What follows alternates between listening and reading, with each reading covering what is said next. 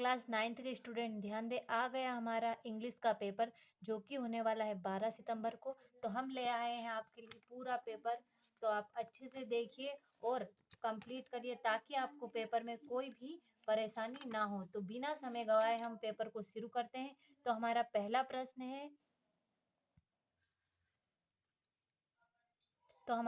प्रश्न है, read the following passage carefully and answer the question given below. तो इसमें पैसेज दे रखा है, हमें पूरा इसको अच्छे से पढ़ना है तरीके से, ताकि एक एक अक्षर को समझकर पढ़ना है, ताकि नीचे दिए हुए आंसरों को आप अच्छे से हल कर सके और उनके आंसर इजीली दे पाए। तो हमारा पहला प्रश्न है, which is the new home of India's Asiatic lion.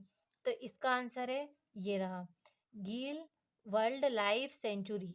तो इसका पहले का आंसर ये रहा, यहाँ से यहाँ तक। तो अब देखते हैं दूसरा, there are over dot dot dot Asiatic line in India, fill up fill the blanks. तो ये फिल इन द ब्लैंक्स है। तो इसका देयर आर ओवर, तो कहाँ पर है, ये रहा, there are over 400 Asiatic lines. तो यहाँ पर कितना आएगा, 400। तो ये दोनों हो गए हमारे कंप्लीट। अब बढ़ते हैं अगले की ओर। तो दूसरा है,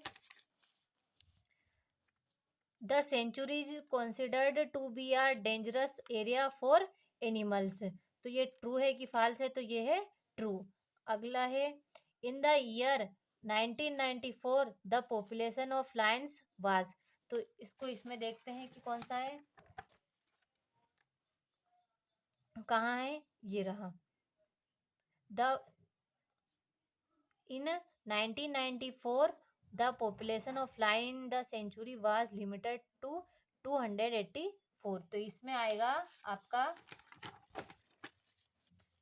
284। तो ये भी कंप्लीट हो गया। तो इसका आंसर है 284। तो अगला है, give the noun from of locate. तो इस प्रश्न को आप अपने से करिएगा, अच्छे से ढूंढ के करिएगा। हम नेक्स्ट प्रश्न की ओर बढ़ते हैं जो कि है, read the following passage carefully and answer the question given below. तो ये भी हमें एक पैसेज दे रखा है, इसको अच्छे से समझकर देखकर हमें पढ़ना है और नीचे दिए गए प्रश्नों के उत्तर देने हैं। तो नीचे इसका प्रश्न है, ये सारे प्रश्न हो गए इसके, अच्छे से देखिए और कंप्लीट करिए। ये तीसरा, चौथा और ये पांचवा। बढ़ते हैं हमारे अगले प्रश्न की ओर जो कि है तीसरा, read the following passage carefully and answer the question given below. तो ये हमारा तीसरा प्रश्न हो गया। इसे भी हमें अच्छे से देख एक एक लाइन समझकर पढ़कर करना है। तो इसमें आप देख सकते हैं, ये रहा इसके प्रश्न, गिव अ सुटेबल टाइटल। तो इसमें जो जिस टॉपिक के ऊपर से दिया गया है उसी टॉपिक का नाम लिखना है टाइटल में, और read the passage carefully, make notes. इसमें से इम्पोर्टेंट पॉइंट छाट कर इसके नोट्स बनाने। तो इस प्रश्न को भी अच्छे से देखकर कंप्लीट करिए। अब देखते हैं अगला प्रश्न जो कि है, write an application to the principal of your school requesting him to grant you leave for 2 days। तो हमारा चौथा प्रश्न हो गया। अब देखते हैं इसकी एप्लीकेशन देखते हैं। तो ये रही हमारी एप्लीकेशन, टू द प्रिंसिपल, जो भी आपका स्कूल का नाम हो, सब्जेक्ट, जिस सब्जेक्ट के ऊपर से हमें एप्लीकेशन लिखनी हो उसी सब्जेक्ट को हमें यहाँ पर लिखना है। यहाँ से, सर आई बेग टू से, मैं कहना चाहता हूँ, दैट की आई एम अ स्टूडेंट, मैं एक विद्यार्थी हूँ, ऑफ क्लास 12 कक्षा 12वीं का, ऑफ योर स्कूल, आपकी स्कूल का। तो इस तरीके से यहाँ पर आपकी जो भी क्लास हो वो डाल दीजिएगा। इस तरीके से पूरे अच्छे से पढ़कर कंप्लीट करिएगा ताकि आपको पेपर में कोई भी परेशानी ना हो। और यहाँ नाम की जगह आपका नाम और डेट की जगह डेट लिखिएगा। तो अब देखते हैं बिना समय गवाए हमारे अगले प्रश्न की ओर बढ़ते हैं।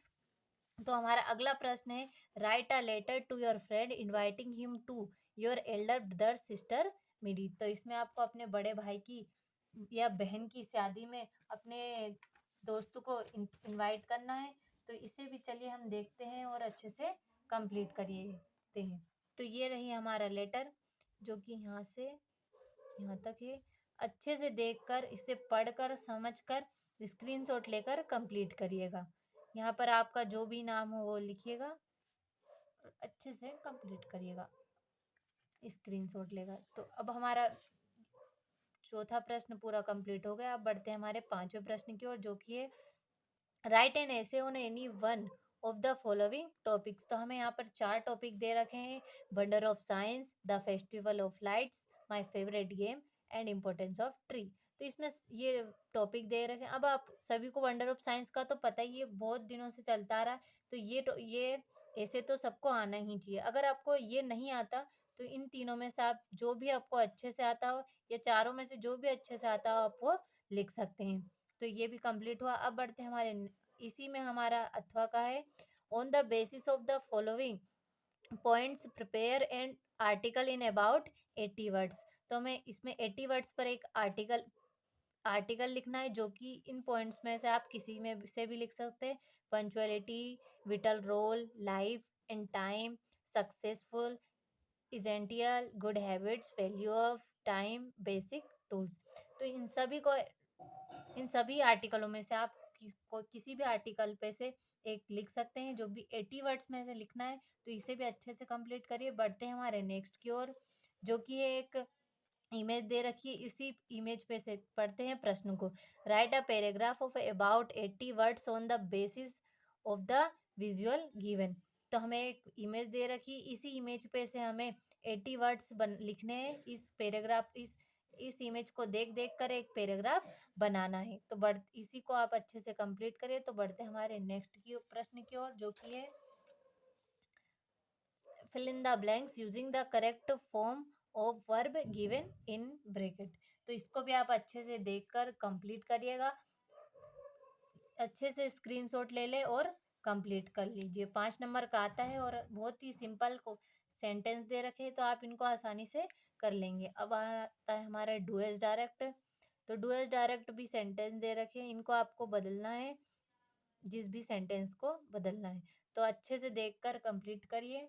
स्क्रीनशॉट ले लीजिए ताकि आप इसको आसानी से कंप्लीट कर सकते हैं। तो बढ़ते हैं हमारे नेक्स्ट प्रश्न की ओर, जो कि है चूज द करेक्ट ऑप्शन। अब चूज द करेक्ट ऑप्शन भी दे रखे हैं यहाँ पर।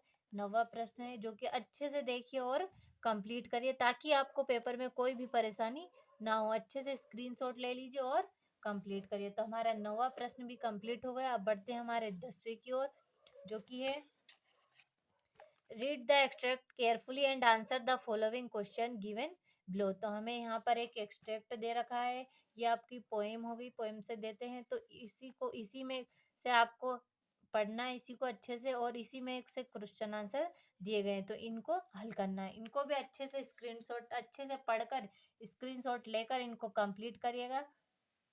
अब आता है हमारा नेक्स्ट प्रश्न, जो कि 11वां। यहाँ से सारे प्रश्नोत्तर शुरू होते हैं, क्वेश्चन आंसर शुरू होते हैं, जो कि आपको अच्छे से अपनी बुक में देखकर अच्छे से कंप्लीट करने, क्योंकि सारे इंपॉर्टेंट प्रश्न है।